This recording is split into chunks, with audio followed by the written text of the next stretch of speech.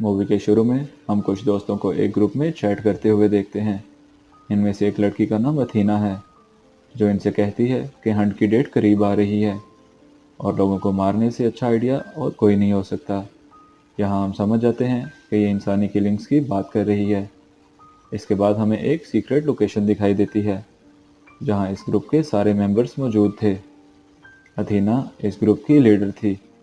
थोड़ी ही देर बाद यहाँ एक आदमी आता है, जो शक्ल से काफ़ी घबराया हुआ लग रहा था और साथ ही साथ वो बहुत ज़्यादा कंफ्यूज था और यहाँ वो बीमार भी लग रहा था। इनमें से एक आदमी जो कि डॉक्टर होता है, वो उसे पकड़ लेता है और ज़मीन पर लिटा देता है। इसके बाद वो डॉक्टर एक पेन पकड़ता है और उसके निब इस आदमी के गले में घुसा देता है, जिससे उसका काफ़ी ज़्यादा खून बहने लगता है और उसे काफ़ी ज़्यादा चोट भी लग जाती है। लेकिन इसके बावजूद भी वो अपनी जान बचाने की कोशिश करता है और इन सब पर हमला कर देता है। इसी दौरान हम देखते हैं कि इस ग्रुप की लीडर अथीना भी यहाँ पर आ जाती है और वो अपनी सैंडल की हील इस आदमी की आंख में घुसा देती है, जिससे इसकी मौत हो जाती है। इसके बाद अथीना अपनी सैंडल इसकी आंख से निकालती है और अपनी सैंडल को साफ कर लेती है। इसके बाद सीन चेंज होता है और अब हम एक लड़की को देखते हैं, जिसकी आंख एक जंगल में खुलती है और इसका मुंह किसी ने बांधा हुआ था। इसके बाद ये लड़की उठती है और ये इसे यहाँ पर और भी काफ़ी ज़्यादा लोग दिखाई देते हैं, जिन्हें इसी की तरह कैदी बनाकर यहाँ पर लाया गया था। इसके बाद ये सब लोग देखते हैं कि मैदान के बीचों बीच एक लकड़ी का बहुत बड़ा बॉक्स पड़ा हुआ है। इनमें से एक आदमी उस बॉक्स को खोलता है और इसमें से एक छोटा सा पिग बाहर आता है। इसके अलावा उसमें काफ़ी ज़्यादा हथियार भी रखे हुए थे, जिसे ये सब लोग आपस में बांट लेते हैं। इसके बाद हम देखते हैं कि उस लड़की को यहाँ पर एक चाबी भी मिलती है, जिससे उन सब के मुंह पर लगी हुई बेल्ट्स खोल दी जाती हैं। इसी दौरान हम देखते हैं कि कोई आदमी इन सब पर फायरिंग कर देता है और इसी फायरिंग के दौरान वही लड़की सबसे पहले मारी जाती है। और ये फायरिंग इन पर कौन कर रहा था, ये मूवी के एंड में हमें पता चल जाएगा। खैर, इनमें से एक औरत यहाँ से भागने की कोशिश करती है। थोड़ा ही आगे जाने के बाद वो एक डिच में गिर जाती है। एक आदमी उसकी हेल्प के लिए यहाँ आता है, लेकिन वो इस गड्ढे में लगे ट्रैप में बहुत बुरी तरह से फंस जाती है और काफ़ी ज़्यादा ज़ख्मी भी हो जाती है। वो आदमी उसे इस ट्रैप से निकालता है और अब ये दोनों जंगल की तरफ आगे बढ़ते हैं। लेकिन थोड़े दूर जाने के बाद उस आदमी का पाँव एक ट्रैप पर आ जाता है और यहाँ पर एक ब्लास्ट होता है। वो आदमी मौके पर ही मारा जाता है, लेकिन वो औरत दोबारा से उस डिच में जाकर गिर जाती है। एक दूसरा आदमी उस औरत की हेल्प के लिए यहाँ पर आता है, लेकिन जब वो यहाँ पर आता है तो उस औरत की हालत काफ़ी ज़्यादा ख़राब होती है। उस औरत की बॉडी का आधा हिस्सा ब्लास्ट हो चुका था और आधा हिस्सा इस डिच में आकर गिर गया था। वो उस आदमी से कहती है कि वो उसे शूट कर दे, लेकिन वो आदमी इसे शूट नहीं करता। इसके बाद वो औरत उस आदमी से गन स्नैच कर लेती है और ख़ुद को शूट कर लेती है। इसके बाद हम इस आदमी को देखते हैं, जो जंगल की तरफ भागना शुरू कर देता है। थोड़ा ही आगे जाने के बाद इसे यहाँ पर कुछ और लोग भी दिखाई देते हैं। इन लोगों के सामने वायर्स की एक दीवार थी, जिसे इन लोगों ने पार करना था। 3 लोग इस दीवार को पार कर लेते हैं, लेकिन एक आदमी पीछे रह जाता है, जिस पर कोई तीर बरसाना शुरू कर देता है। उस आदमी को काफ़ी ज़्यादा तीर लग जाते हैं। इसके बाद वो आदमी अपनी गन निकालता है और पीछे की तरफ मुड़ जाता है, ताकि वो उन लोगों को मार सके जो इस पर तीर बरसा रहे हैं। लेकिन यहाँ इसे कोई दिखाई नहीं देता। इतनी ही देर में काफ़ी ज़्यादा तीर इसे लग जाते हैं, जिसकी वजह से इसकी मौत हो जाती है। इसी दौरान हम देखते हैं कि कोई इस पर 2 ग्रेनेड फेंकता है, जो यहाँ पर ब्लास्ट हो जाते हैं और इसकी मौके पर ही मौत हो जाती है। इसके बाद बाकी तीनों सर्वाइवर एक शॉप में चले जाते हैं। इस शॉप में इन्हें एक आदमी और एक औरत मिलते हैं। ये लोग उनसे इस लोकेशन के बारे में पूछते हैं और वो आदमी इन्हें गलत लोकेशन बताता है, जिसमें से एक सर्वाइवर को इन पे शक होता है और उसकी इन दोनों से बहस हो जाती है। इसी दौरान फीमेल सर्वाइवर यहाँ पड़ा हुआ खाना खा लेती है और उसके मुंह से झाग निकलने लगती है। इसका मतलब यहाँ मौजूद खाने में जहर था। इसी दौरान हम देखते हैं कि वह दोनों शॉपकीपर्स इस पूरी शॉप में जहरीली गैस फैला देते हैं और ख़ुद वह दोनों मास्क पहन लेते हैं। इसके बाद हम देखते हैं कि वो आदमी एक सर्वाइवर को शूट कर देता है, जिसकी वजह से उसकी भी यहाँ पर मौत हो जाती है। इसके बाद ये दोनों शॉप को क्लीन करते हैं और लाशों को कहीं पर ठिकाने लगा देते हैं। ये दोनों शॉप को इस तरह से क्लीन कर देते हैं कि जैसे यहाँ पर कुछ हुआ ही ना हो। यहाँ हम लोग एक बात तो समझ जाते हैं कि ये सब लोग किसी मिशन का हिस्सा हैं। थोड़ी ही देर बाद एक लड़की इस शॉप में आती है जिसका नाम क्रिस्टल है, और क्रिस्टल ही इस मूवी की मेन कैरेक्टर है। इसके बाद क्रिस्टल भी इन दोनों से इस जगह के लोकेशन के बारे में पूछते हैं, जिस पर वो आदमी इसे एक गलत लोकेशन बता देता है। इसके बाद क्रिस्टल इनसे एक सिगरेट परचेज करती है। जब क्रिस्टल को इन दोनों शॉपकीपर्स की तरफ से चेन मिलता है तो उसे इन लोगों पर डाउट होता है और वो गन से इन दोनों को शूट करके मार देती है, क्योंकि इस लोकेशन के हिसाब से वो लोग ये सिगरेट महंगे बेच रहे थे। इसके बाद क्रिस्टल बाहर आती है और उसे एक ट्रक दिखाई देता है। क्रिस्टल जब इस ट्रक की नंबर प्लेट उतारती है तो उसके पीछे से एक और प्लेट दिखाई देती है, जिसके बाद क्रिस्टल समझ जाती है कि ये लोकेशन जो वो दोनों बता रहे थे वो गलत है, और इस लोकेशन के बारे में क्रिस्टल भी कुछ नहीं जानती।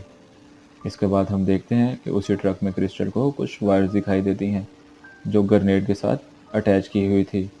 इसके बाद एक और आदमी यहाँ पर आता है जिसका नाम गैरी है। क्रिस्टल गैरी से कहती है कि ट्रक के ज़रिए आगे बढ़ना खतरे से खाली नहीं है, इसलिए ये दोनों जंगल के रास्ते आगे बढ़ना शुरू कर देते हैं।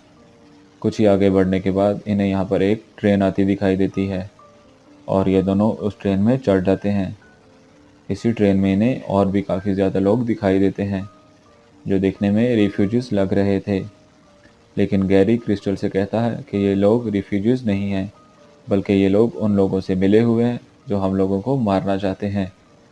इसके बाद ट्रेन थोड़ा ही आगे जाती है तो इसे आर्मी के कुछ लोग रोक लेते हैं और ये आर्मी ऑफिसर्स इन सब लोगों को नीचे उतार लेते हैं।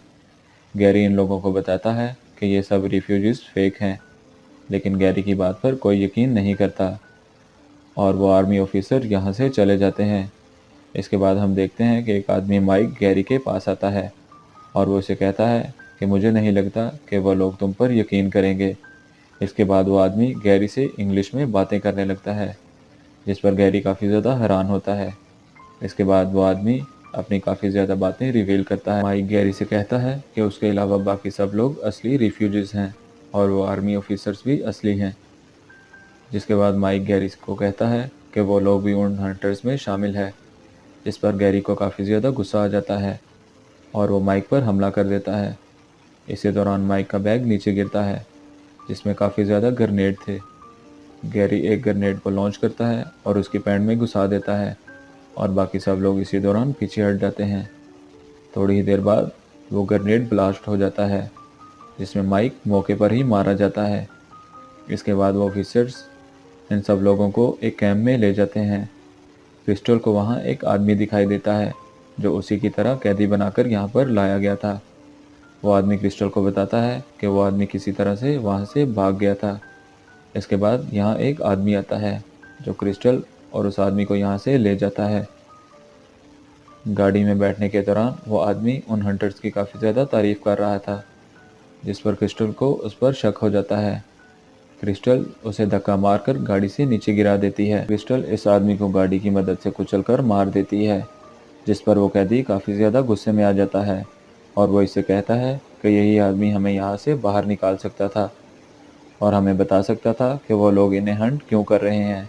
इसके बाद ये उस गाड़ी की डिक्की को खोलते हैं जहाँ गैरी की लाश दिखाई देती है। इसके बाद ये दोनों समझ जाते हैं कि ये आदमी भी उन लोगों के साथ मिला हुआ था। इसके बाद हमें दोबारा से वो सीक्रेट लोकेशन दिखाई देती है और यहाँ पर हम सब हंटर्स को देखते हैं और इन हंटर का ट्रेनर जो इन लोगों को ट्रेन करता था वो भी इस जगह पर मौजूद था। इसके बाद हम देखते हैं कि वो कैदी और क्रिस्टल भी इस जगह पर आ जाते हैं और इन्हें एक एक करके मारना शुरू कर देते हैं। उस कैदी को वो पिग यहाँ पर मिल जाता है और वो इस पिग को इस सीक्रेट लोकेशन के अंदर छोड़ देता है, जिससे वो सब लोग डिस्ट्रैक्ट हो जाते हैं और क्रिस्टल इन्हें एक एक करके मार देती है। इसके बाद क्रिस्टल और उस ट्रेनर के दरमियान काफ़ी ज़्यादा फाइट होती है और आखिरकार क्रिस्टल उस ट्रेनर को भी हरा देती है। और इसके बाद रेडियो पर एक मैसेज आता है जो क्रिस्टल को गुमराह करने के लिए था। ये मैसेज अथीना की तरफ से था। अथीना उस कैदी से कहती है, क्या तुमने क्रिस्टल को अभी तक मारा? जिस पर क्रिस्टल उस कैदी पर भी शक करने लगती है। इसके बाद क्रिस्टल बिना उसे मौका दिए उस कैदी को भी मार देती है। इसके बाद क्रिस्टल उस हंटर ट्रेनर से उसके लोकेशन के बारे में पूछती है, जिस पर वो ट्रेनर इसे अथीना की लोकेशन के बारे में बता देता है। इसके बाद क्रिस्टल यहाँ से चली जाती है और इसके बाद हमें मूवी में 1 साल पहले का टाइम दिखाया जाता है। यहाँ हमें पता चलता है कि ये लोग हंटर्स क्यों बने थे और इन्होंने उन 11 लोगों को कैदी क्यों बनाया था। मूवी के शुरू में जो चैट हमने देखी थी, जहाँ इंसानों को मारने के बारे में बात हो रही थी, वो सिर्फ एक मजाक था जो अथीना और इसके ग्रुप मेंबर्स ने किया था। लेकिन उन 11 लोगों ने मिलकर इनकी चैट को वायरल कर दिया था, यानी फैला दिया था, जिसकी वजह से अथीना और इसके ग्रुप मेंबर्स को जॉब से निकाल दिया गया था। हंट को पहले इन लोगों ने मजाक के तौर पर लिया था, लेकिन जब इन लोगों के साथ इतना बुरा हुआ, इन लोगों ने उस मजाक को हकीकत बनाने के बारे में सोचा और इन्होंने बदला लेने के बारे में भी सोचा, जिसकी वजह से इन्होंने उन 11 लोगों को कैदी बनाया और उसके बाद मार दिया। अब यहाँ फिर से सीन चेंज होता है और अब हम क्रिस्टल को देखते हैं, जो अथीना की लोकेशन पर पहुँच गई थी। अथीना अपने घर पर थी और वो खाना बना रही थी। इसके बाद इन दोनों में काफ़ी ज़्यादा बातचीत होती है। अथीना क्रिस्टल से कहती है कि वो इसके बारे में सब कुछ जानती है। इसके बाद अथीना क्रिस्टल की फैमिली का काफ़ी ज़्यादा मजाक उड़ाती है और इसके बाद इन दोनों में फ़ाइट शुरू हो जाती है और ये दोनों एक दूसरे को मारने की कोशिश करती हैं और ये फ़ाइट काफ़ी ज़्यादा देर तक चलती रहती है। फाइनली क्रिस्टल अथीना को हरा देती है और इसे मार देती है और उसके बाद क्रिस्टल अथीना का बनाया हुआ खाना भी खा लेती है। उसके बाद क्रिस्टल अथीना के कपड़े पहनती है और इसके डॉग को लेकर बाहर चली जाती है। बाहर इसे दिखाई देता है अथीना का जेट। क्रिस्टल गन पॉइंट पर पायलट से कहती है कि वो प्लेन को टेक ऑफ करे और यहाँ ये मूवी ख़त्म हो जाती है। अगर आपको वीडियो पसंद आए तो इसे लाइक कीजिएगा और चैनल को सब्सक्राइब। Thanks for watching.